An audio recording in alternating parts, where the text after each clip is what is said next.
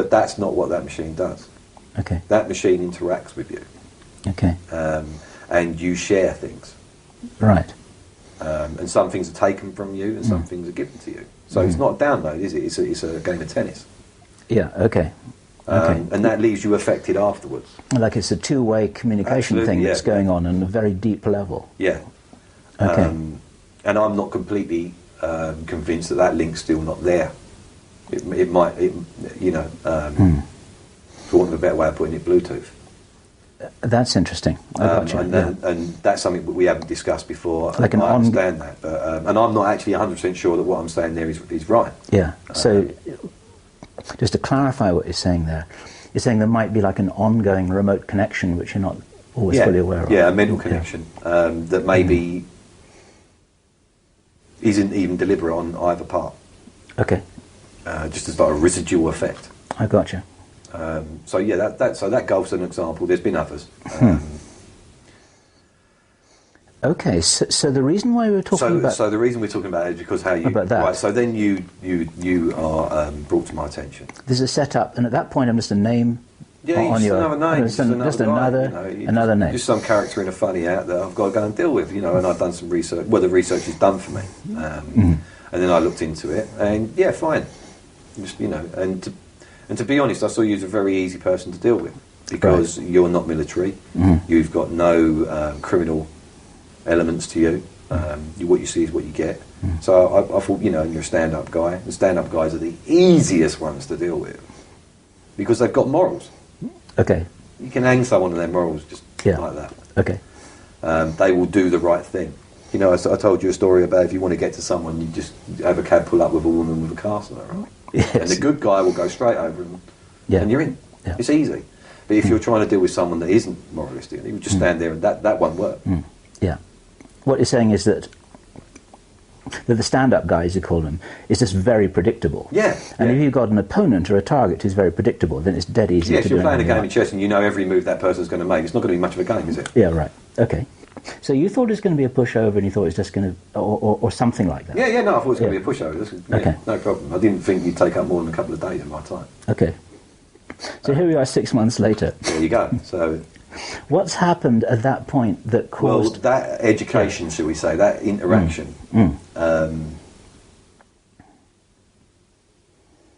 basically, it was the golf situation again. I didn't approach it as I usually approach it. I was more thoughtful about it, which was unusual. Well, I'm always thoughtful about things because you've got to be careful. But I seem to be more worried about the individual than the task at hand, which is very unusual. And that's the first thing that pricked my ears to the situation. So I dragged my heels on that and conversed with you. And it put me in quite hot water. And just for the record, this was in August of this year, 2010. Yeah. So we conversed, and I was asked why I was entering into a dialogue with you and not just getting on with it. And I said, well, you're not the nut we thought you were, and I'm not going to be able to crack you the way I thought I was going to, and this is the way I'm going to do it, which was accepted because it's happened before, and that was an explanation.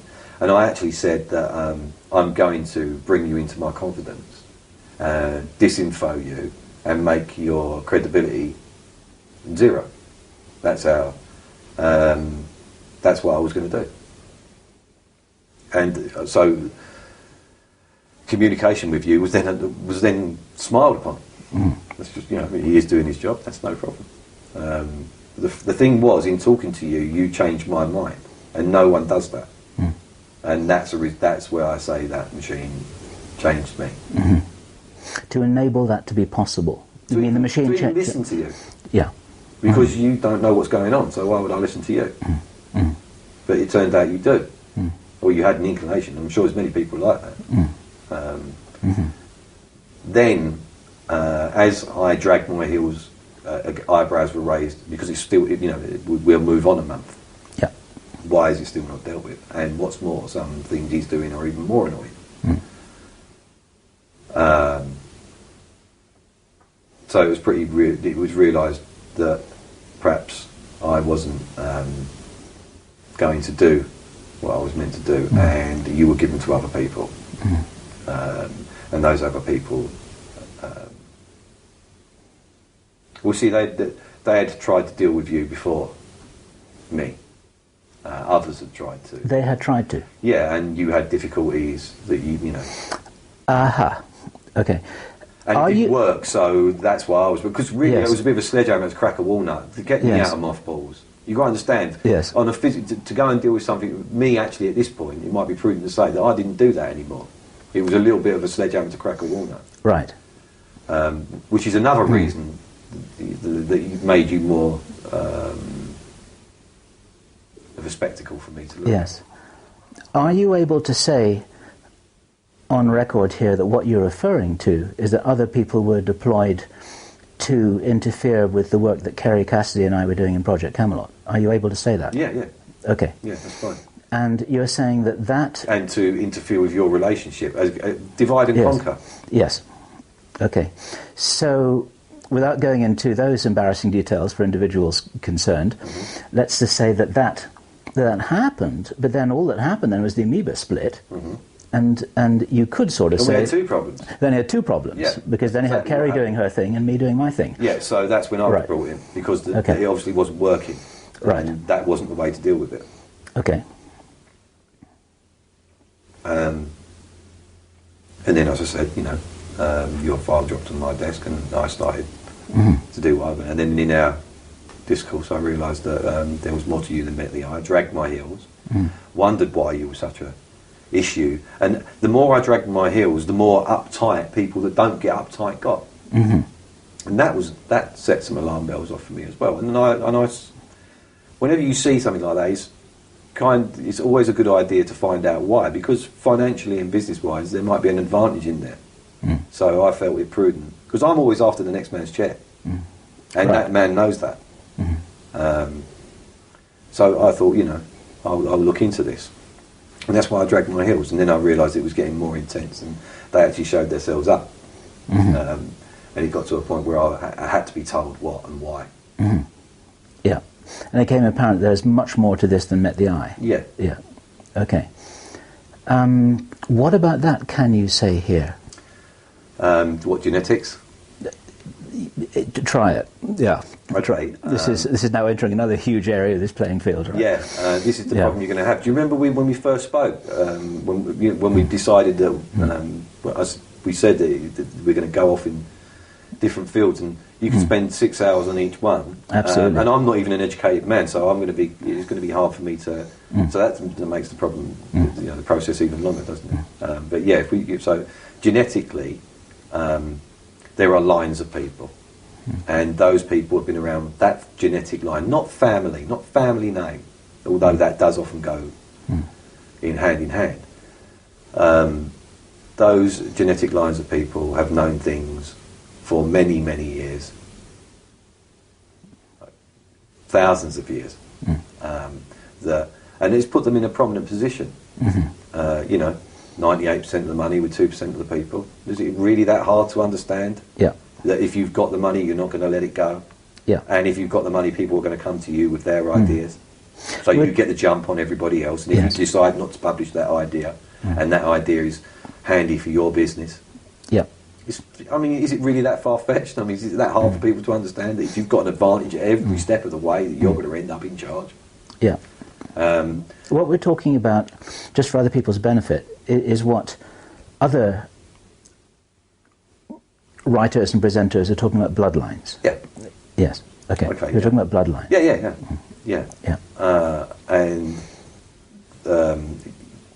there are hundreds and hundreds of bloodlines, but most of them don't matter. There's probably about 427 that are probably relevant, and they're controlled by 33. 33 bloodlines. Yeah. And the 33 bloodlines, would it be correct to say that they're on the inside? They are the inside. They are the inside. Yeah. They determine what's inside and what's outside. Yeah. Okay. And they know what's going on, they know the whole story. Yes.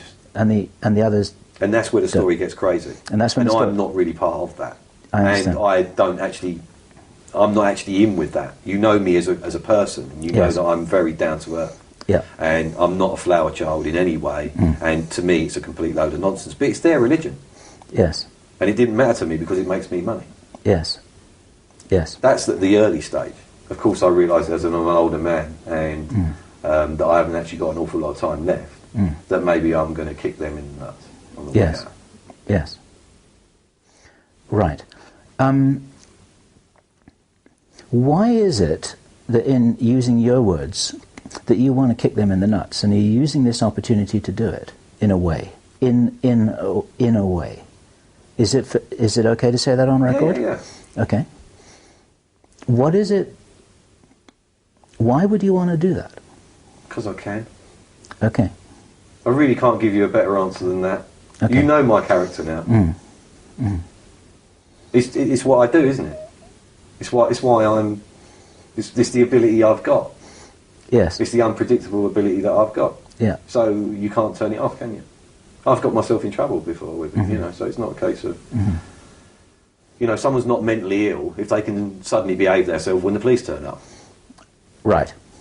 Catch-22. Yeah, they're not mentally ill because they've behaved themselves. If they carry on going completely crazy and attack the police, then it's a fair assumption that they are actually quite ill. Yes.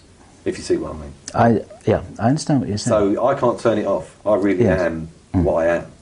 That is actually letting it run out. That interference was part of it. Yes. You know, that is the argument that is always going on. Yes. And it's a chicken and egg, isn't it? You know, is he interfering or is he meant to interfere? Is it? Yes. It's like, is the interference actually part of the natural process? Part of the natural process. Yes. If the lion jumps on the deer, is that interference? Yeah, exactly. Actually, it's just the lion doing etc. etc. Right. Yeah. Was it cruel? It's not. No. Yeah. And you can put that in the world as well. You know, the politics, the energy crisis, etc. You know, they're letting it play out with some tweaking and steering. Maybe, is that an understatement? Well, this is what we're saying. Is tweaking and steering. Is the human race interference for the planet? Right. Or was it meant to happen? Yes. All right. So we make a big mess of it. Yeah. A couple of million years go by. Does it matter? Of course not. Yeah. If the planet's black, what form of life comes next? Yeah. Was it meant to? Okay. So so I don't get involved in that. And as I said, my feet are on the ground. I don't care about all that. That's their argument. You've asked me to explain it. Okay. I've done it as best as I can, but I'm not really interested in it. I think that's very clear. I think it's amazingly interesting, and of course, here I can say that I find it excruciatingly boring. There you go. But then I didn't like history. Well, right, yes, it's off record. Is what you've always. I mean, in the past when we've spoken off record, you've always referred to it as a history lesson, and you're always interested in the here and now. You're not interested in all the tradition and the history and the background and the context for all of this. Never been part of it. Yes, I understand. But it has been an interesting few months for us both, in a way. Yeah. In a way here. Things are always fairly interesting for me anyway. Yes. But yeah, it's been a little bit more interesting. Yes. In the sense of the Chinese curse, may you live in interesting times. Yeah. Some things have been a bit too interesting. Yeah, definitely. Okay. So, just before we get off into lots of different you've got to decide which way you want to go here. now. Yes, I do. I just want to make sure that, I guess to your satisfaction and mine, that we're kind of squared off with how it is that we've got to this point today, nearly at the end of 2010. I'm still standing. So are you. Yeah. We're having this conversation now, and this is, in my view, this is pretty huge, because I don't believe anything of this information has ever been released on the public record before. No, not at all. Not, no. And you're taking this sort of on your shoulders to do this. Although you would say, wait a minute, my shoulders, right? Yeah. Okay. And I also know that there are protocols involved here, which we've talked about, which are fascinating, which is that you are not allowed to tell me what to do or to give me advice, because that's interfering with me playing out. I mean, what would be the point of doing that? Yeah, right. Because that's interfering again. Yeah, it's me doing it then, isn't it? Yeah, I'm just up to a dastardly deed as usual. Yeah, right.